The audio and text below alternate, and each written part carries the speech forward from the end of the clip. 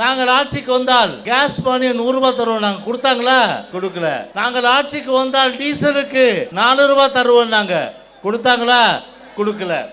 நாங்கள் ஆட்சிக்கு வந்தால் கல்வி கடன் ரத்து என்று சொன்னார்கள், ரத்து பண்ணாங்களா? அதே போல இன்னைக்கு தேர்தல் வாக்குறுதிகள், இன்னைக்கு மக்கள் வெந்து நொந்து இன்றைக்கு இருக்கின்றார்கள். ஆனால் வாய் கூசாமல் தான் என்ன சொல்ற தெரியுமா? 1 லட்சம் ரூபாய் உங்களுக்கு மிச்சப்படுத்திட்டாராம். எவ்வளோ?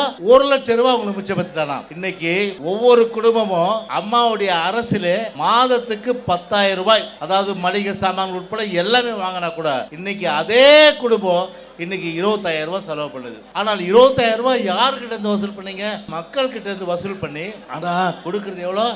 1000 ரூபாய்.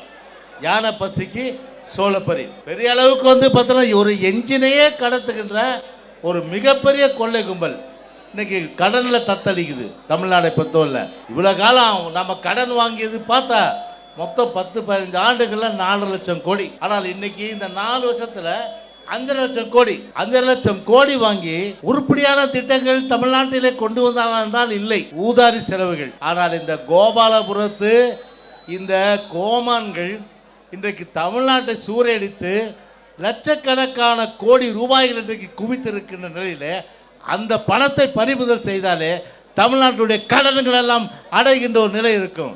ஆனால் ஒட்டுமொத்த கருவூலத்துக்கு வர வேண்டிய பணம் இன்றைக்கு ஒரு குடும்பத்துக்கு, கோபாலபுரம் குடும்பத்துக்கு சென்றிருக்கின்றது.